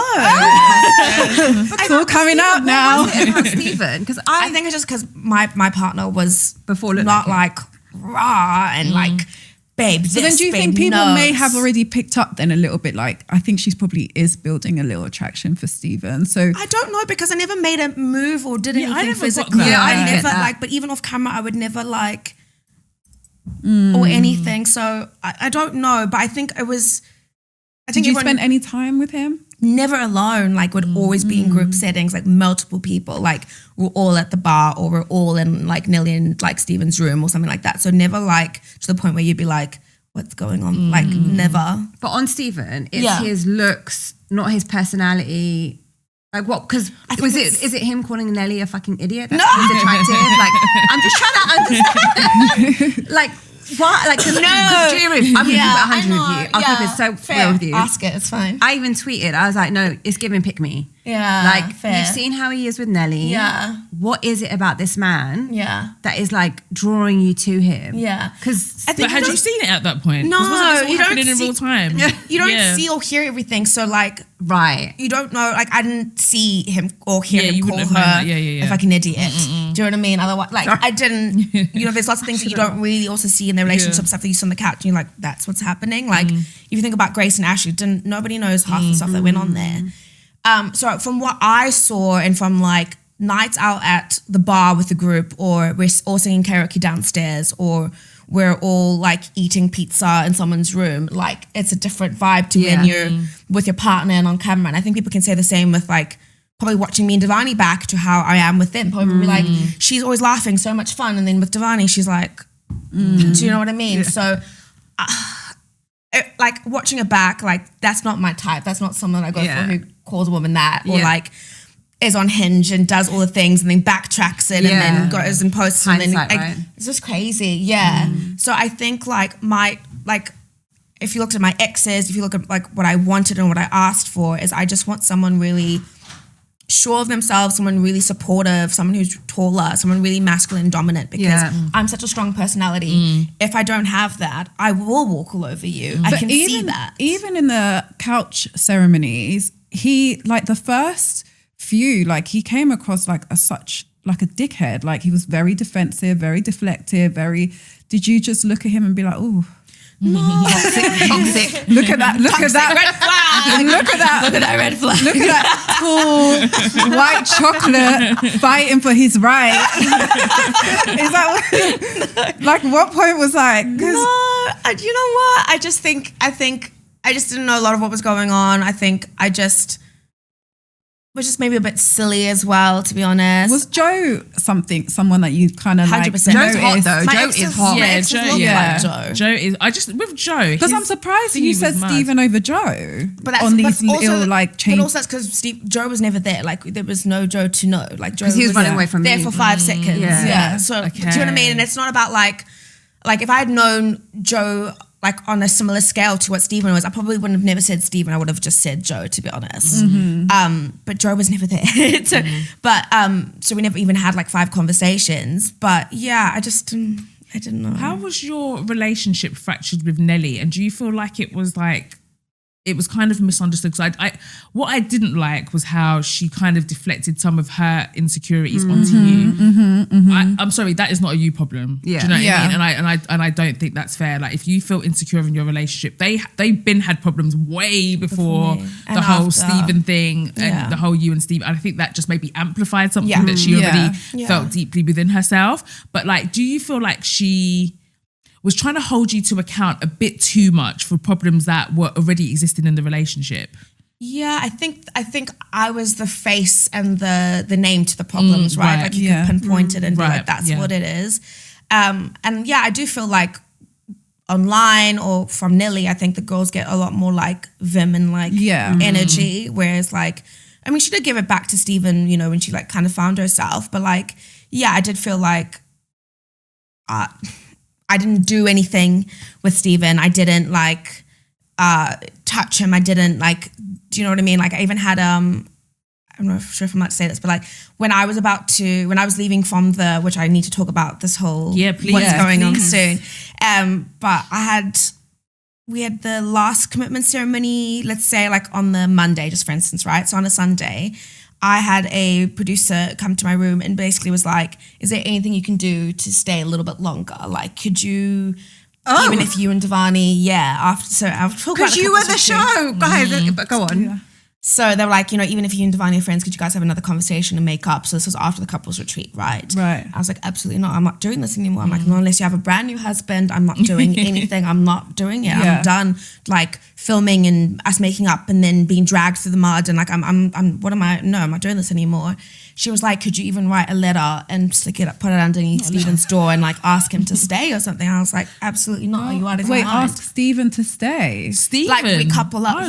We couple up. Oh, they're trying to like. So production tried to recouple you guys up. Well, she basically was like, it just is there anything I could do to stay a little bit longer? So that was like an option. The thing is, they've done that before. Yeah, though. they have.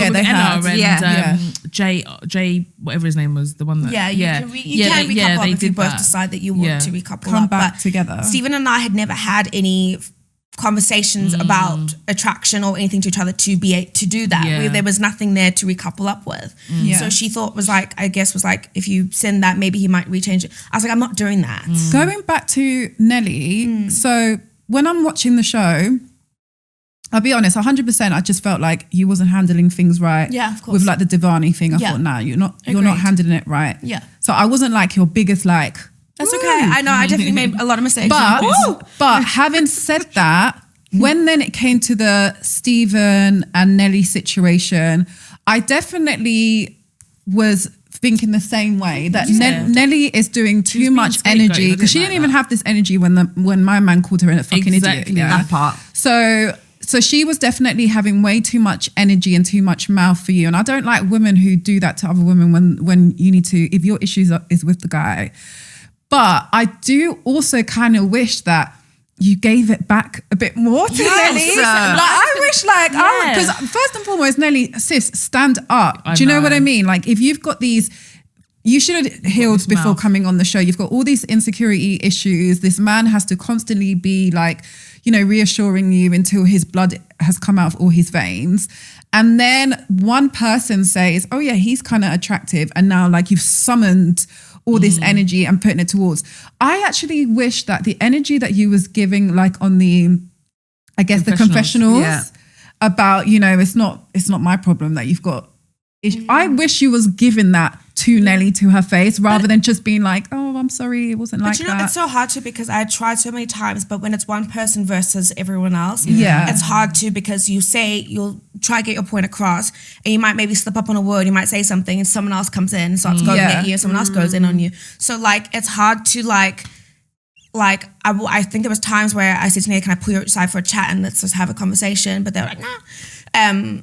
So I tried to, but because your personality, let's be real, like you're outspoken, you're like straightforward and whatever. But I noticed at the dinner table, there were times where you're like, do you know what? I actually just give up. Yeah. But it looks performative to some people because they're like, that's not your personality.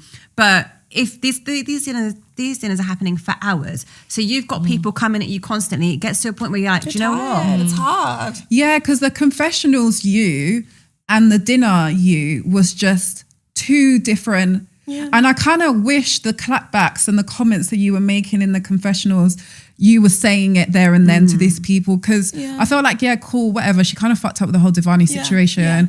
But the Nelly thing, Nelly, stand up, sis. Yeah. Nelly, that was plain wrong, that whole thing. I didn't like that at all. And that's when the tide started to change for me. Yes. I really liked you on the show. I thought you were fabulous TV. Thanks, and then the Divarni thing happened. Perfect television. And I was kind of like, I know. But I always really liked you. But then I was like, nah. And I messaged in the group. I was like, nah, I'm Team Julia Ruth, because it just felt like a bit of an attack. And scapegoat. You was a scapegoat of the show. That because I also knew that people were doing the same shit. And I just felt like everyone was on their high horse at these dinner party situations. And I just know that in real life, everyone's got stuff going on. Yeah. No one has been the perfect candidate in any relationship. No one has been completely faultless in anything. So I didn't like how they were getting on you because I just knew that they were probably doing the same shit. Yeah. I was like, I bet this thing's going on in these apartments that we don't know about. Yeah. This happens every single year with maths. Tea comes out after, but it's easy to point the finger at the loudest person in the room. And no one was backing you. Yeah,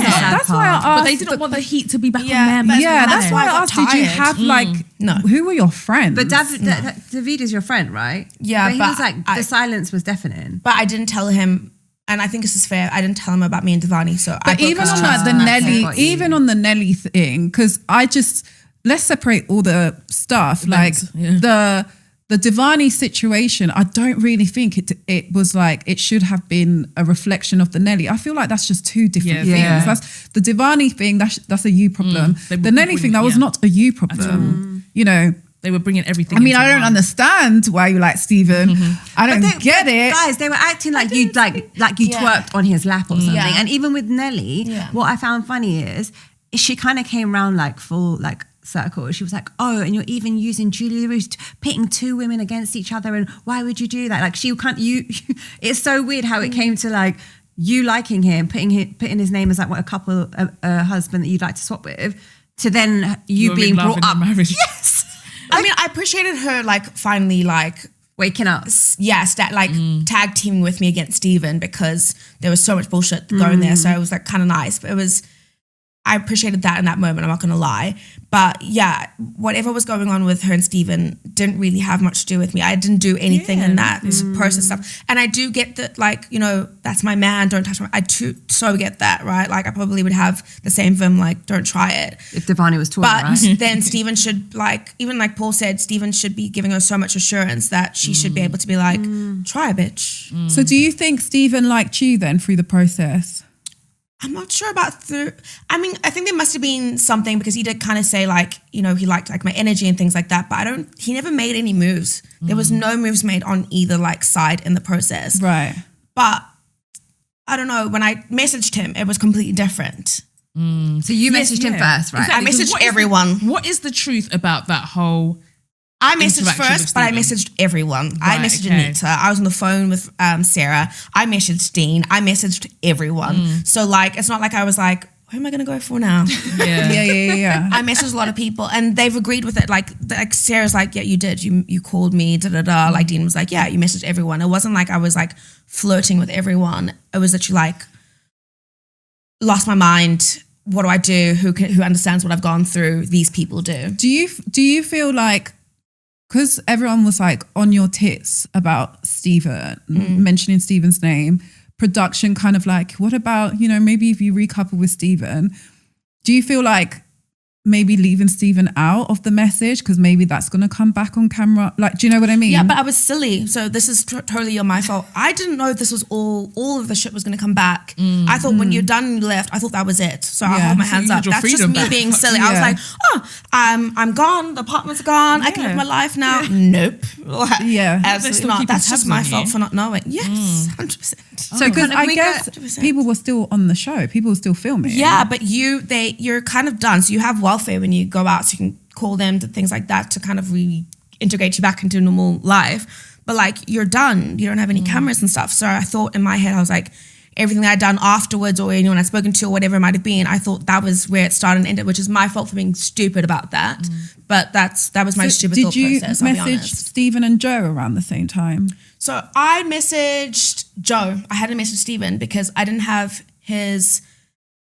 I don't think I didn't have his number. I think I had his Instagram, but I messaged him later. So I messaged Joe and like a few other people first who were already out. So like Sarah, Dean, Anita at that time. And yeah, I sent a voice note and I was like, are you okay? I heard you went through a rough time. Like I heard your grandpa passed. Like I hope that you're okay. Like that's how the conversation started. Right. So have you seen him now I've only seen him on one podcast. I'm not going to say he's doing all the rounds. So let's just put a pin in the Steven thing. Yeah. Because I feel like you didn't really get your just dues with the Steven thing, because I feel like it was left a little bit on a cliffhanger. Like, did she, didn't she? And I didn't. But you absolutely did not. And it was not. And he wasn't not responsive, like because he basically tried to imply like it was all you, and he was just being politely replying back to an Instagram story or some shit. What's the tea? What is the tea? What was that exchange? Well, the thing is, the messages between us. Let me see, because I sent. He strikes me as someone that would delete them and unsend them. That's okay. I screenshotted them at the time, and I sent them to Nelly as well. So let me go to Nelly. Let's see what you sent Nelly. Yeah, because Steven really tried it. I can't lie. Yeah, really tried it multiple times. Okay. Okay, so he replied back and was like, something about having drinks. He's like, that is true, but at least I know you're nearby, and a drink is definitely needed with us too, with an X. So he's definitely not inviting everyone else for drinks. No, definitely not. Then I've got voice notes and that. And then he said,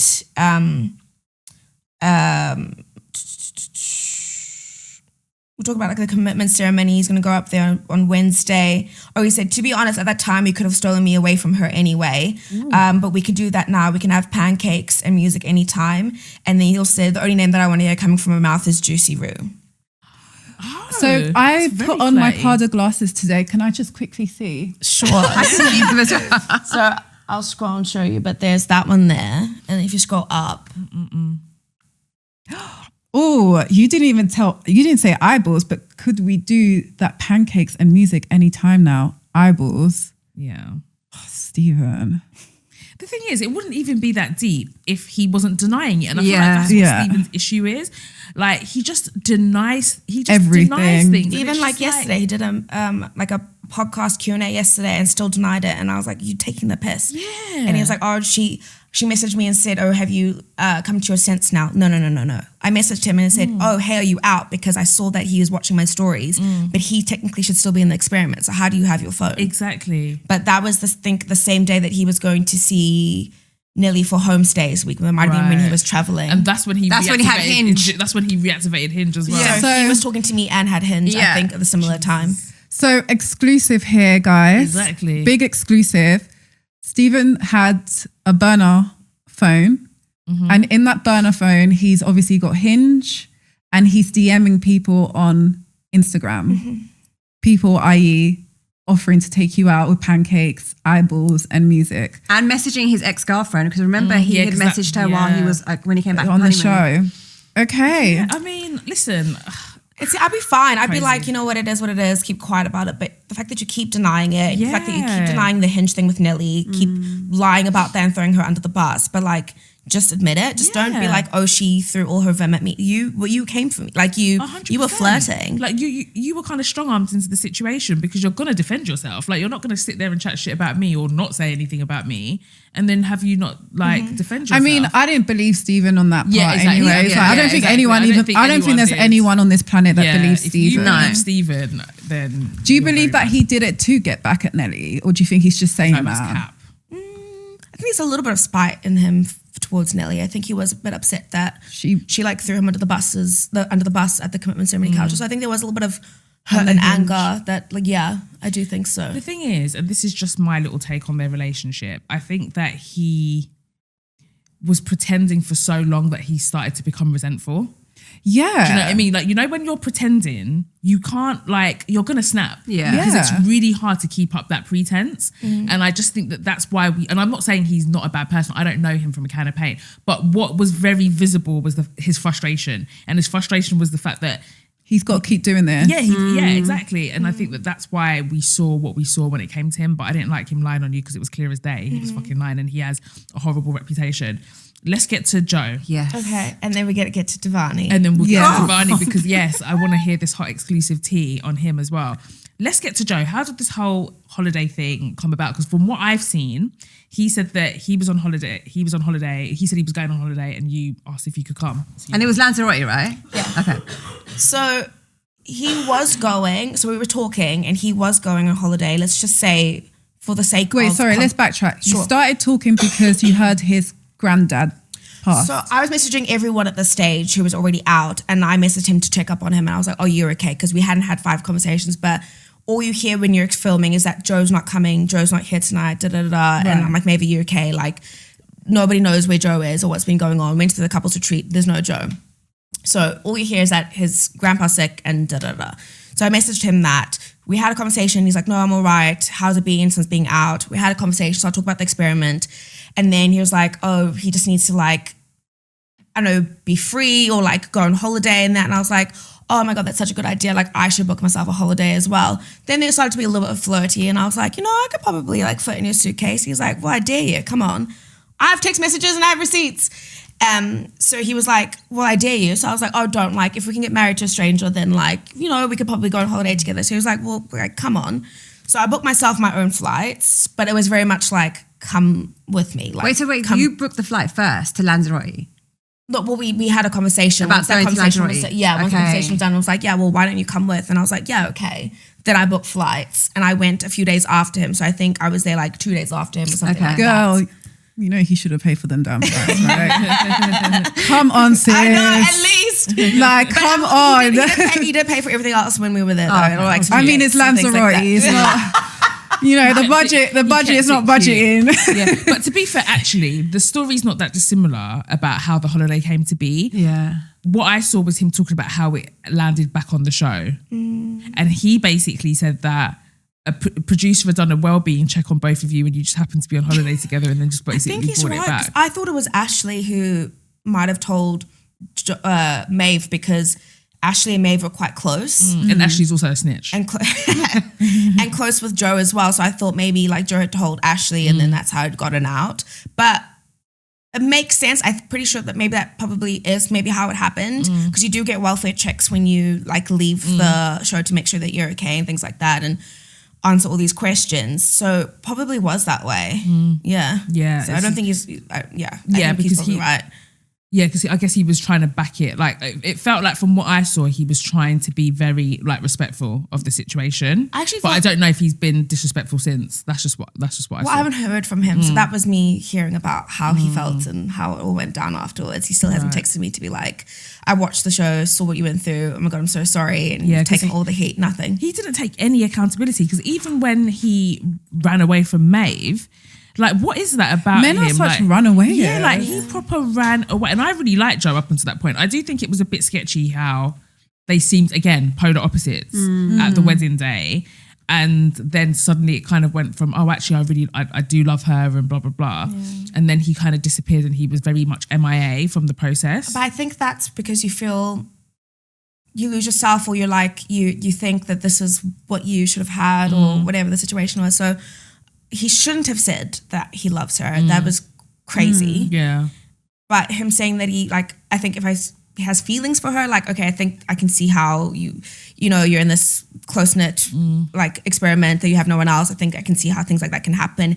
And they both spent a lot of time together away from the group, so they were never really out with us that much. They were always together or, like, only see me every now and then.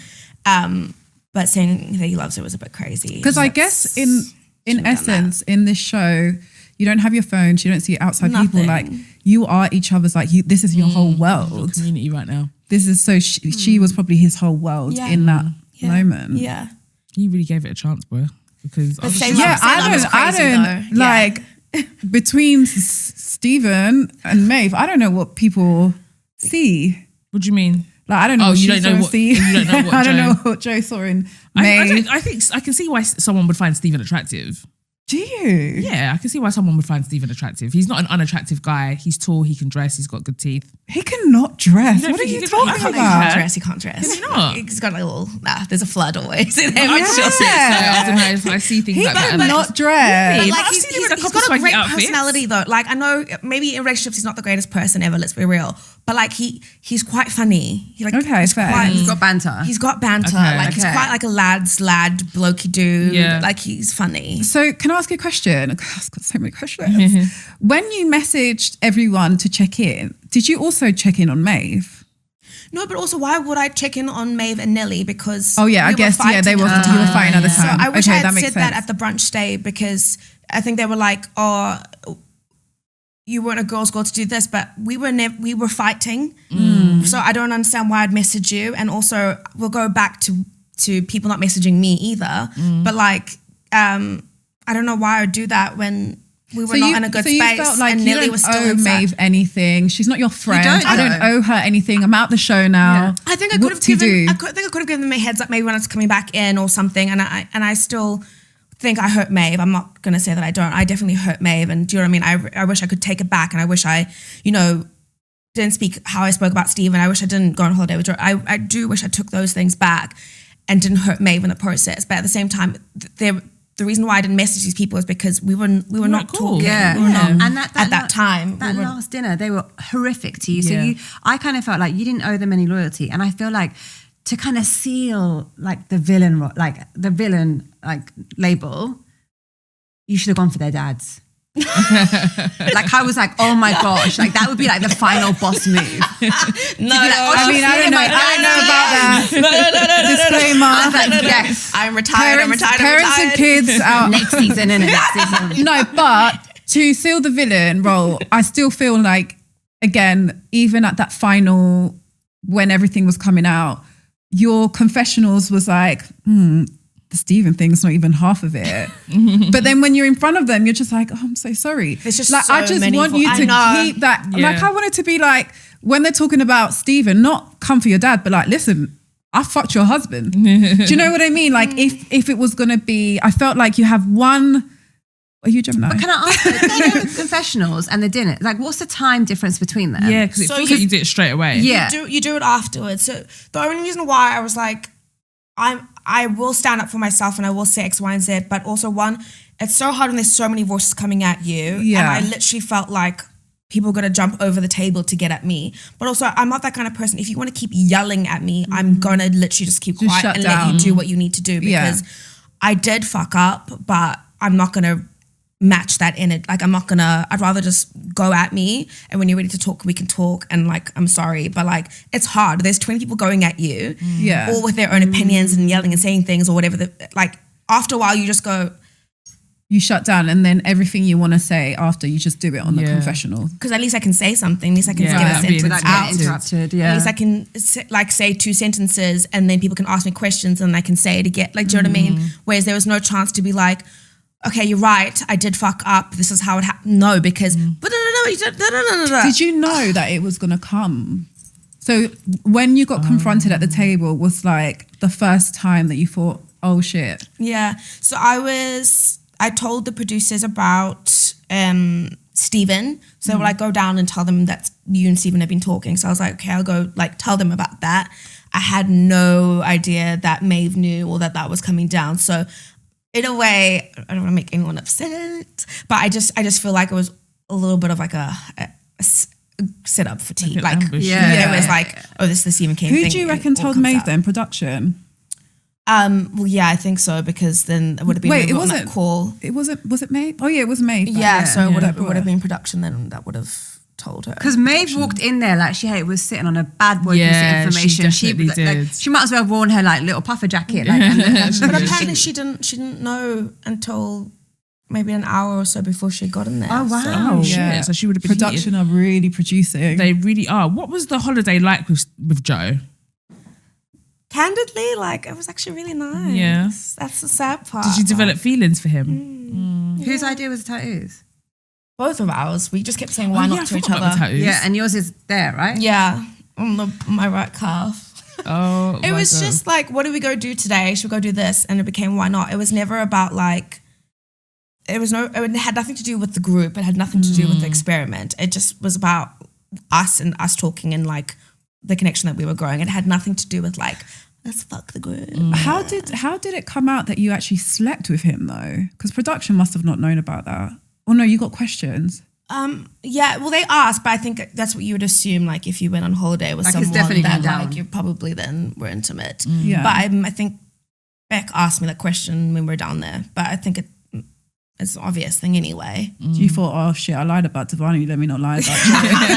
I mean, to be honest, I was like, yes, I did. I was like, oh, yeah. So if Joe, so you haven't heard from him at all since any of the process. Did he, when you guys were on the holiday, did he talk about why he, outside of his granddad obviously, did he talk about why he was so MIA? Was he uncomfortable with the cameras? Like, was he just checked out with his relationship with Maeve? Mainly that he was going through a lot. So a lot dealing with all the cameras and all the bullshit of like couples fighting and these arguments and how the process works and things like that, and not really feeling like himself. And then I'm not going to speak from their relationship between Joe and Maeve, but yeah, it just wasn't for him. I don't think he really should have gone on it. I don't think he was. Do you think that he was a coward for not showing up to the reunions and not just at least coming to the final commitment ceremony and just seeing the process through? 100%. And do they make it easy for you to do that? Like, or is it like quite a lot of pressure? I can imagine that they're like, no, please come, like begging, as in production. Oh, like, is it a lot of pressure to come back? Yeah.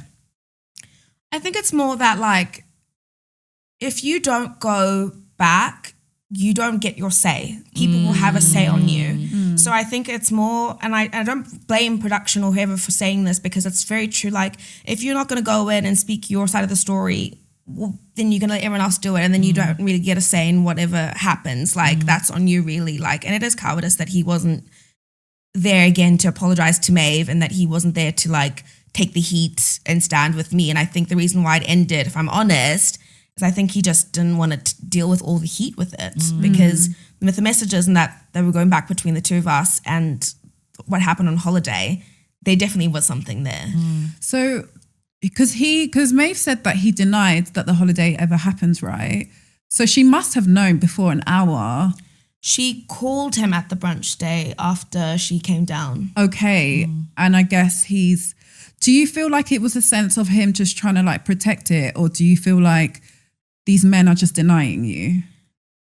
Both. I think they didn't want the heat. I think Joe didn't want the heat. I think also because he ended things or whatever the hell ghosting was, I think there was a sense of like, well, if nothing manifested, then I suppose there's no point in like bringing it up to the group or anything because nothing came. Like if we were in a relationship, then we should stand on business and go in together. But I think it was a bit like from both of us, like, well, it didn't work out. So I think you're giving him a bit too much grace for someone who's not like backing you or like supported you within it, because you have taken the slack.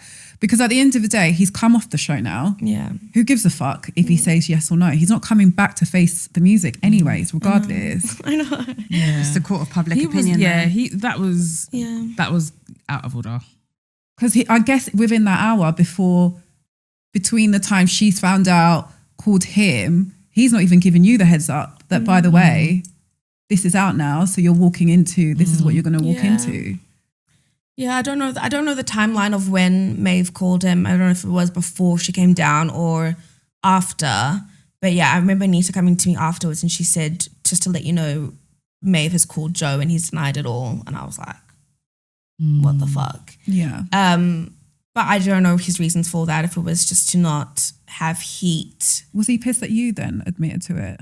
No, I don't think so. I think he'd understand why I had to tell them and like and how it came out and if he saw the episode and watched it. It's not like not much. You can't really hide away from it. He's not giving piss. From what I saw, it feels like the energy that I got, and I'm not defending him, but the energy that I got is that he's trying to make it up to you now, doing the rounds. That's what I got from that podcast I saw. But then he should send me a message. 100%. Yeah. I mean, don't go around on podcasts. I mean, come here. Don't go around. Like he should absolutely first and foremost should have that conversation with you first and foremost. Like if he came back and he wanted to rekindle, would you give him another chance? No, you fucked it now. Yeah, good. Yeah, keep to that energy. Yeah, he doesn't deserve you. Yeah. I don't think any of them. Yeah, to be fair. Because when you landed from coming back from Lanzarote, you just didn't hear from him ever again. So no, I heard from him. We literally planned. So I got back from Lanzarote. And then he was still messaging me like, oh, babe, like I'm doing this today, all these things. Can't wait to see you. Like, let's make plans for either he comes to London or I go to Manchester to go see him. Then we booked the tickets for me to go and do it. And I was meant to Who's we? Both of us. Both of us. She wants to know who paid. This girl. Julia Ruth, you paid, right? Julia Ruth, you paid for the ticket. Girl. So you pay for your own tickets to go see him. Then I go, girl. I asked my money back. I got my money back. Oh, good. Good. For Lanzarote or fucking Manchester? Just Manchester. Sometimes Manchester's more expensive than Lanzarote. No, for real. It's true. These national trains are fucking expensive, bro. At the end of this, we're going to ask you what's all the lessons that you've learned. I hope these tickets here, who's paying for your tickets, is one of the lessons. I know. I need to hold myself a bit higher. So you booked the tickets and then what? So I was meant to go see him, for example, say like on the Monday. Then Sunday I get a text, we're talking all day. And then Sunday I get a message at like 3 p.m. Hang on. Look, let's see the messages. Yeah, I see the picture too. You'll laugh. Ooh. What his DP Not was a show and tell. Sheree voice. Oh, it's such a shame. I liked Joe up until all of this mess. Okay, weird. Okay, let me but go. men are men, man. Men are delicious. men. Sarah thought she was. Everyone thought that Sarah was going to go after him, and she didn't, did she? Okay, so I get a message at, let's just say it's 3:45, saying that he's going to go have a nap and then we'll catch up a little bit later. So I was like, that's fine. 3:45, right? Yeah. So this is summer. It's still light outside. I'll show you in a second. It's still light outside. Then I get a picture. It looks like it's a Calvin Klein shoot. We have a problem. So I'm like, what's the fucking problem? Oh, no. So he's posing. I'll show you the picture. He bought that from the chemist. For what? He's posing there. I feel like if I go and Who took this picture of him? Who took the picture? Also, if you were like A&E. He's got a sling. He's got an arm sling. Oh, that's a really good picture though. But if you hurt yourself, you wouldn't look that good. True. I can't lie yet. Joe's kind of fine. He's hot. He's always been hot. He's always those baby Joe, blues. I hear it. I hear why accent you as well. paid for your own tickets to I like a Manchester accent. So do I. Look at him. But sis, wake up. He's kind of fine. Bald-headed regional. Yes. And check the regional love. Everything's great. Anyway, so I get that picture. This message gets sent to me at 7:45 p.m., but it's still bright as hell outside. So he went for a nap. He went for a nap at 3:45. And he what messaged you that. season is this though? Because 7:45 is still light outside. Depending. Yeah, but this looks like fucking morning outside. Look at the sun shining from the fucking window. April. So that could have been at 7:45. that could That have could been have in been the April in the evening. So he had so in that 4-hour nap, he broke his arm. And went and got himself a sling, got himself In cheeked 4 out. hours. in A&E in this In country 4 in 4 hours. hours. NHS, yeah. Okay. I mean, it was a broken arm. Because I'm a but still. detective. And you look like that. So you're not even in like, oh, I'm at the hospital with your, like, you're not Yeah. even like, oh, Yes. I'm on the car or like, oh, fuck. Like, Yeah. you wouldn't even look that good. You'd be like, fuck, look at my sling. You wouldn't be Yeah. like this. Yeah. So what's he saying? So we've got a problem. So we got a problem. So I was like, oh no, what happened? Are you okay? Blah, blah, blah. He basically fell out of the bed and then hurt his arm. I was going to say, did he fall out of the bed? Wait, so he's come up with How this. high is your bed? He's come up with all of this just before you're about to go see him, basically. Yeah, so I meant to go on this train next day at like, the time's not on here, but like the next day at like 10 or something. But can I ask her, how does that impact your journey to Manchester? Because it's just his arm. It's You not can like just he go can't make you some walk. chicken broth. Yeah, because you know men are so like opportunist and sneaky, yeah. If a man that I am going to see broke his arm, if anything, he's milking it, baby. Oh, my shoulder Yeah, hurts. exactly. Can you come sooner? Yeah. A real man will tell you, can you come sooner? Yeah. The cast is itching, come itch it for me. That is fake. There's no cast even there. No, It's just a sling. It's just a man You in a do sling. not. I am an investigator. You do not go to sleep. If you text in, I'm going to sleep at 3:45, you've really kind of like fallen asleep, let's say 4:15, because it can take about half an never hour believe the sleep to thing. actually No, he didn't. doze Cap. off. So then 4:45 now. by the time you're at REM, because REM is the point where you Oh, can not even science. fall off a bed. Love it. Yeah.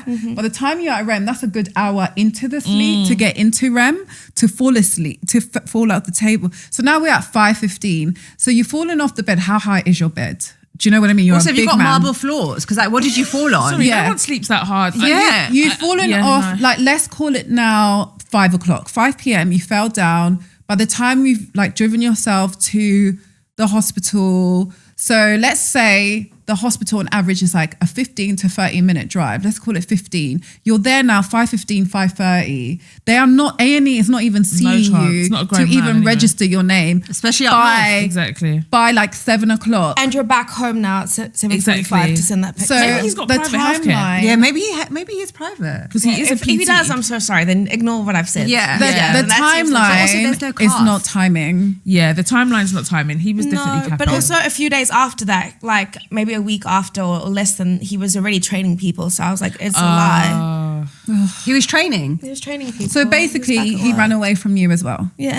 Not as well, because Divarni didn't run away from her. Yeah, you She ran away she from No, from I'm Divarni. talking. He ran away from Maeve. Oh, okay. Oh, yeah. It sounded like you were saying. No, Forgot he about ran her away from vacation. Maeve. Yeah. He did. I think he's a runner. He's a track Track star. star, yeah. Do you know what I mean? I think that's his thing, and hopefully he grows out of it. Yeah. But what is there anything other thoughts you wanted to leave us with? Because we've got The to wrap it Divarni up. tea. Yeah, the Divarni. That's yeah. The Divarni tea. Oh, see. Okay, so really quickly. So basically, the reason why I was giving Vim at the last dinner party and saying, no, Divarni doesn't have feelings for me, is because at the couples retreat, we got there and then, he obviously left that night.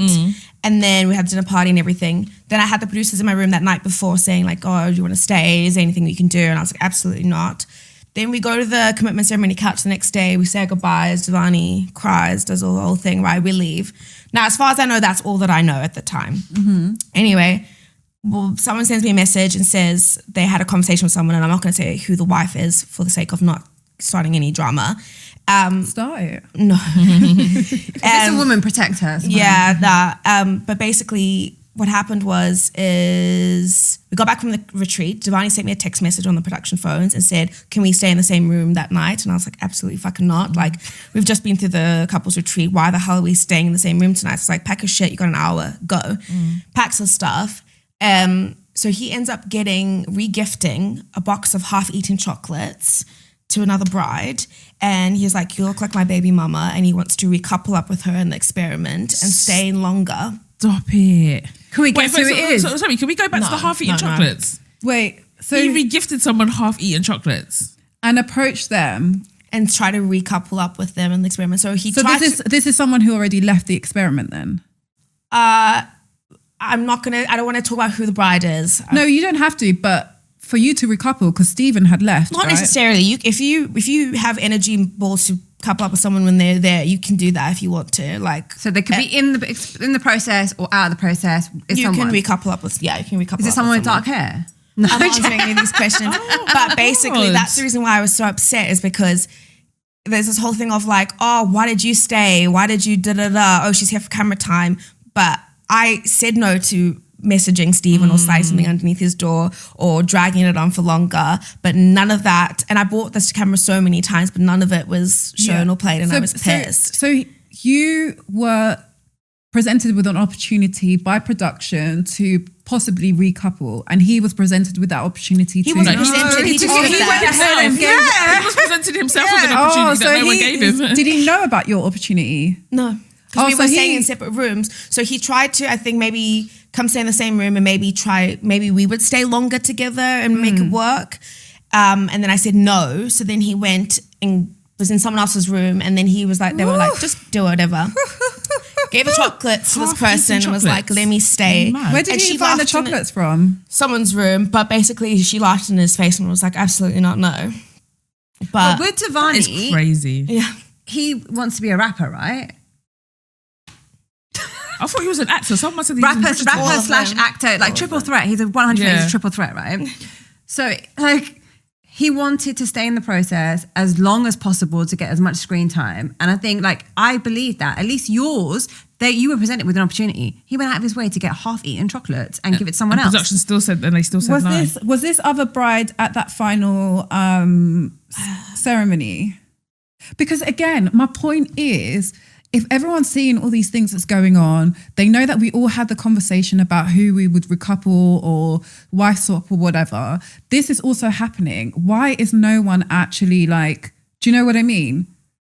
Because you're protecting a lot of people that are not protecting you. Yeah. Because it's your name like out there in the world, just letting you know. I know, but that's why I'm doing this now, because I'm tired of it and people keep lying online and saying that like, I am throwing all my attention onto these men and I'm the aggressor when it's a two-way street. And how it all started was very much platonic. Well, it would be nice if that person just came out on their own. I understand. And said it. Yeah, I understand that you don't want to say it and add more smoke to the fuel to the fire. But we've got to wrap it up. Julia Ruth, you're amazing. Thank you so much.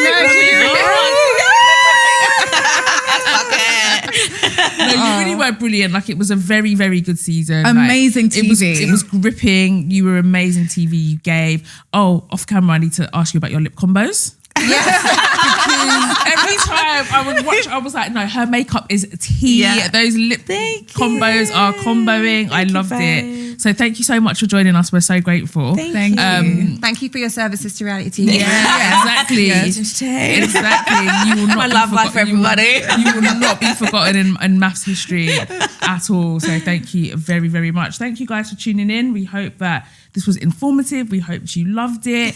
Go and shower Julia Ruth with some love, guys. Like, now that you know the truth, now that the truth is out there. We will see you next time. I have been Just Call Me Audrey.